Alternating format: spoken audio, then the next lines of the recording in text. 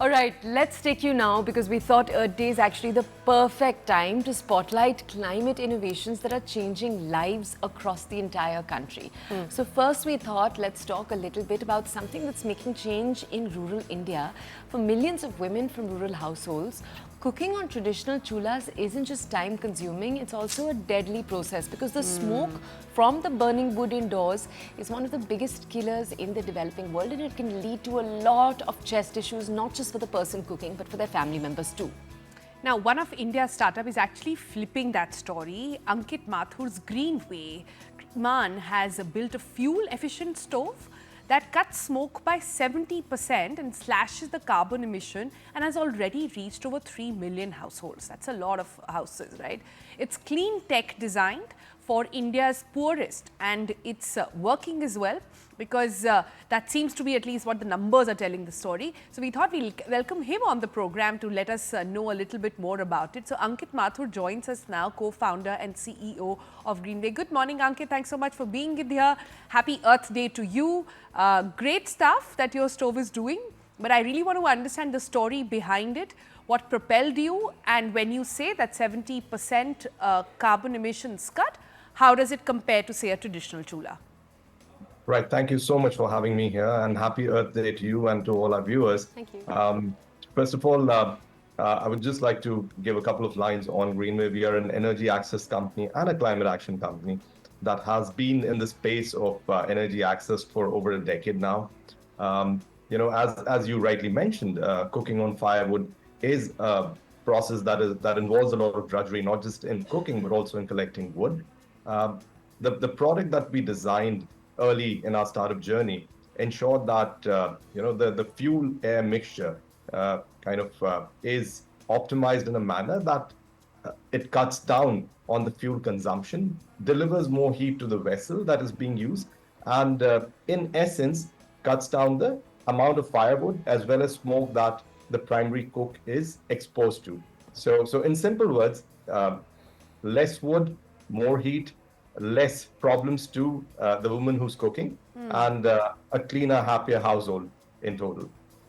Okay. Ankit, just tell us a little bit about the experience of taking these stoves to the marketplace. Your co-founder Neha, we haven't actually spoken about her, but you both created this company together. That's correct. She's talked a little bit in interviews about the difference in selling in the Northeast to other northern states, and just because Right. different people are holding the purse strings in the family. Just break that down for us. No, thank you so much for bringing that up. When we started out developing the stove, we thought that we would go to North India, Central India, Western India, where the need seems to be a lot more for a product like this. But as we started reaching out to households, what we realized was that gender equality plays a very important role in energy adoption at household level, and that is something that really sort of talked to us when we reached out to Northeast, when we reached out to Southern India, where gender equality is generally better.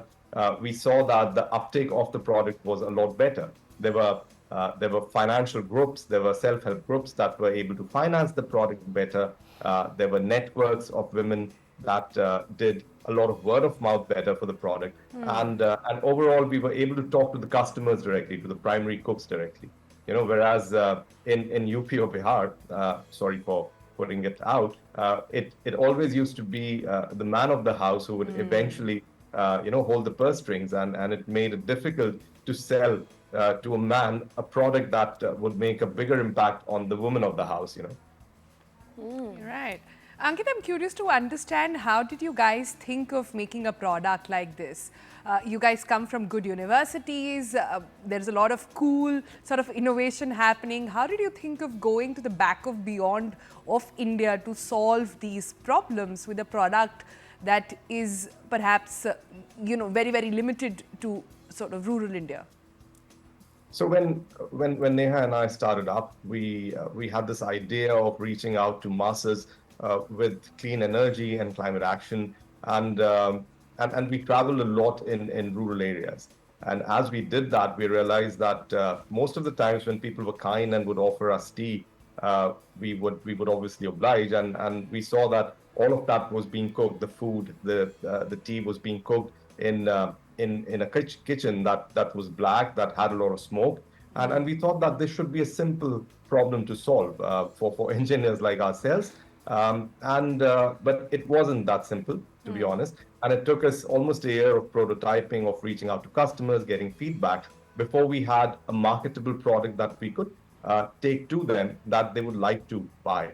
And through that journey of reaching out to over, I would say, 1,000 households, over 30, 40 villages, 5, 6 states, we really understood what user-centric design is and how to co-create with users a product that they would eventually, sort of give their stamp of approval by buying it.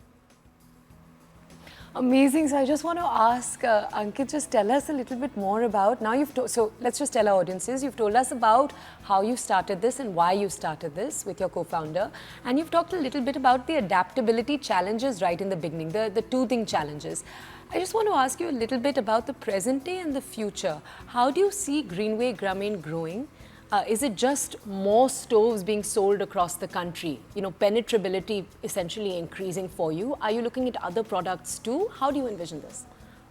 So it's a great question. Thank you so much for putting it out there. Well, the fact remains that there has been a transition towards cleaner cooking. There's been a lot of policy push, especially by the central government in terms of trying to get gas to rural areas.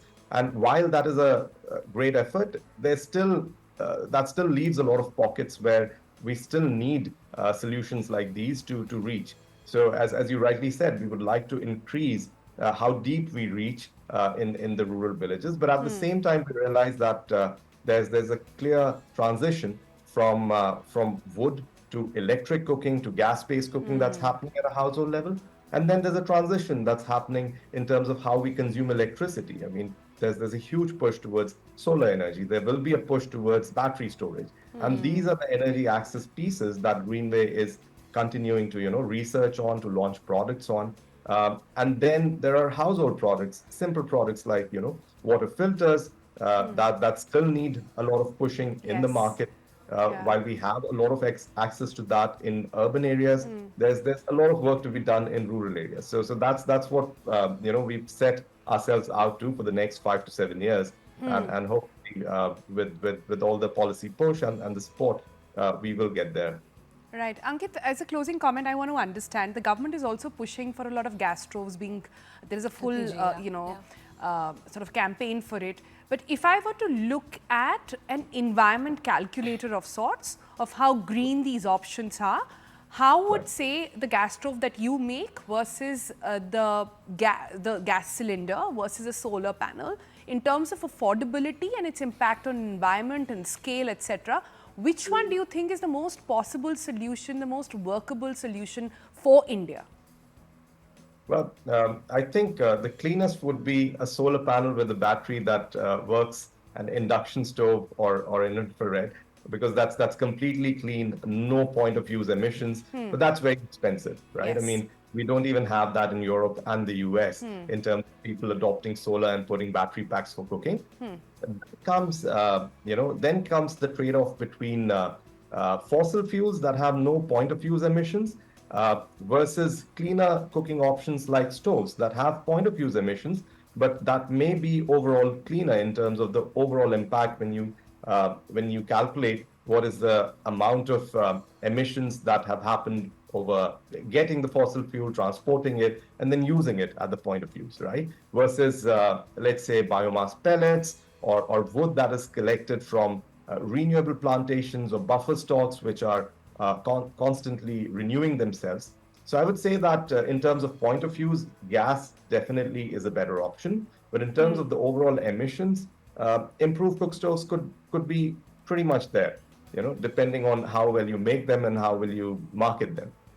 Yeah, and perhaps also in India when it comes to how well you can make people adopt them. And I think that's going to be another key area as well. Thank you so much, Ankit, for joining us, and good luck with everything that you're doing with... To you and Neha. Yeah, to you and Neha. Everything that your organization is doing for the planet. Thank you so much. That's not the only story we've got for you on Earth Day. We also make you meet today the man who didn't just inherit a business, but reimagined for the planet. Ved Krishna is our next guest on the program, who took his father's struggling paper company and turned it into a global leader in compostable packaging. Right, so right from using sugarcane waste to power his factory with rice husk to building biodegradable tableware for giants like Haldiram's, Cafe Coffee Day, McDonald's. This is a story of purpose, not just profit. Let's go over to Ved Krishnaji. He's the Group CEO of Pakka Limited and he's with us this morning. Good morning, sir. Thank you for joining us. Hi, morning. Thank you for having me. Can we first ask you, Ved, if we can call you that, can we first just ask you a little bit about your story? Because this is a company that your father ran, first very successfully, and you had this moment, because you were abroad, you had this moment, you'd come back, you were managing the company, where you went, I want to change the focus of what we do. And you shifted the company from what it was doing, which was already packaging products, into making it this, eco-conscious packaging products. So tell us a little bit about what shaped you as a human being to make you want to do that. Well, sadly, you don't have an hour, but I'll make it short. So, Yeah, we don't. But the fundamental idea was to try and find our purpose. So I did inherit a company from my father, and I only came in to help him. There was no other kind of agenda there. I didn't want to be part of this business. I was, again, like you said, I wasn't living in India. Came back and basically tried to run a pulp and paper company, tried to expand it, had big, hairy, audacious goals to make it a significant sized company, but I really pushed it into financial turmoil. And when you have that situation in life, when you don't know whether the business is going to run tomorrow or not, you tend to do a lot more self-reflection. And my wife would ask me, what would you do if there were no barriers in your life? And each time it was loud and clear that I would do something in service of the planet. And I realized, it's the alchemist idea that the pot of gold is right there and you don't see it. So I realized that we were in packaging, as you said, but we were having zero impact. And that's what put us in the trajectory of trying to find different solutions, mainly tackling, as you said in your introduction, two broad areas, which was how do you find a replacement for polystyrene or styrofoam or thermocol, as we call it in India. And that is basically because, again, it cannot be repurposed, downcycled, it'll become microparticles, break into small pieces, and it is a carcinogen. Yeah. And we did that relatively successfully in 2017-18 by introducing our brand called Chuck. And as you said, there are wonderful customers who work with it now.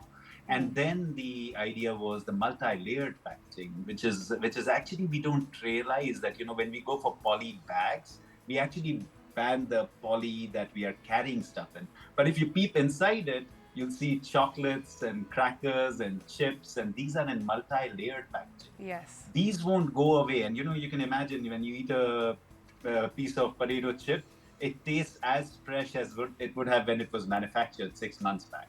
And that's because of the packaging. So the challenge is that the packaging doesn't allow moisture or air to go in. But what also happens is that it doesn't break down. So it means it's not going to go away for 100,000 years at least. And the first one was made maybe 50 years back. So the first one has 99,950 years to go, and we just open it and eat it and throw it, right? Yeah. So it's that simple. So we started working on that and commercialized our first chocolate packaging last year. And that's our big, hairy, audacious goal now, that by 2030, we should be producing about 500,000 tons of that material. Okay. Wow, Ved, you really hit the nail on its head when you talk about it's not just the fancy bags that you carry and think that you're doing something for the planet. It's everything that you consume that comes with it. So tell us a little bit about this product. How are you ensuring that the product remains all right? You're also, if I'm not wrong, made from agri-waste and fully compostable and plastic-free. So how's that happening? Yeah, absolutely. So Pakka has 4 broad promises. And when we do our innovations, we kind of literally do not move beyond that idea, which is basically all our products have to be home compostable, not industrially compostable, because there are no industrial compostable sites in India, at least, and very few around the world. So the idea is that if it does get thrown, it must decompose, and it must decompose in relatively short periods. The second promise is that it must be downcyclable. We call it recyclable, but actually there is no such thing as recyclable. But it must be downcyclable in a paper stream. So paper gets collected about 70 to 80%. Polymers, petroleum polymers, or plastics get collected about 7 to 8%. So there's a huge difference between that, and that's fundamentally because of economic value. The Yes. third and the fourth promises are marine and terrestrial safe. So if an animal was to eat our product, it should not harm them. And the same thing for marine life. So yes, all our products right now are made from sugarcane residue. We love the stuff. It would have been burnt otherwise. All our energy is made from rice husk. We recover 95% of our chemicals. All our wastewater gets first converted into methane, used for powering our projects, and then is treated and then taken out. So various things that our amazing teams do. You're also off the energy grid, I believe, right? Entirely. We'll talk about that in a second. Wait, we'll just get to that. But before that, I just want to ask, I know that you also sell your products to the US.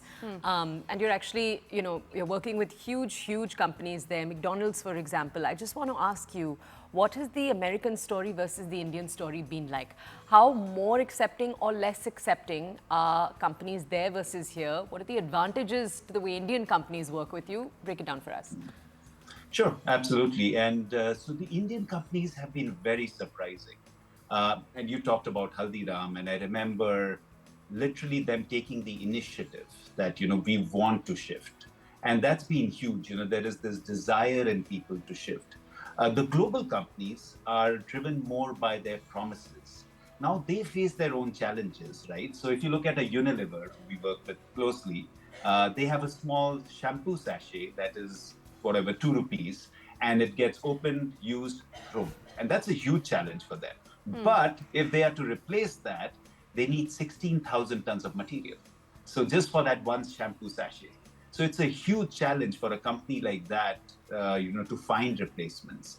So we, as a company, are working hard along with various others.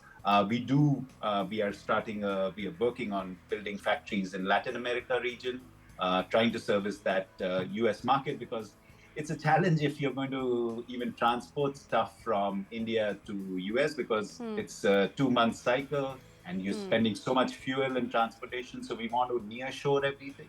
So each market that we go for, we want to be very near that. So again, taking huge steps.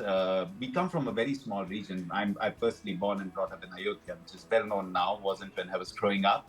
But the idea is that how do you build impact? And we feel that we can only do it through scale. And of course, it needs deep partnerships, alignment with customers. But fundamentally, everybody is looking for change. What a wonderful story. The other change, the other C of change is actually the cost, which is where all businesses and decision making will really come down to. So Ved, how are you working on that? Because a lot of green solutions, some really cool innovation, like I met somebody the other day who made plastic that could dissolve in water. But again, doesn't have the scale to do it. Accessibility is an issue. Cost is an issue. So what are you doing at your end to actually make it reach every house?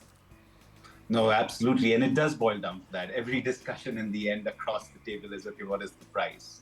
So we find that there is a sweet spot for customers, and that's 20%.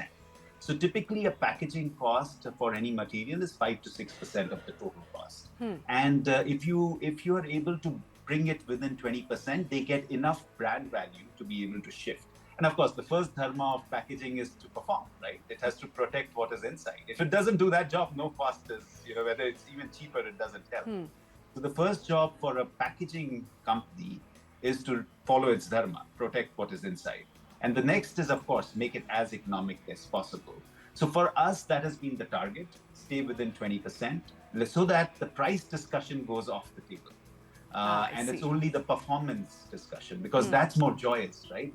How do you perform with a natural material to the extent of an inorganic material that doesn't breathe? So if you realize, all of us are very well packaged, our own skins, and then the bananas and the oranges and the coconuts and, everything you look around.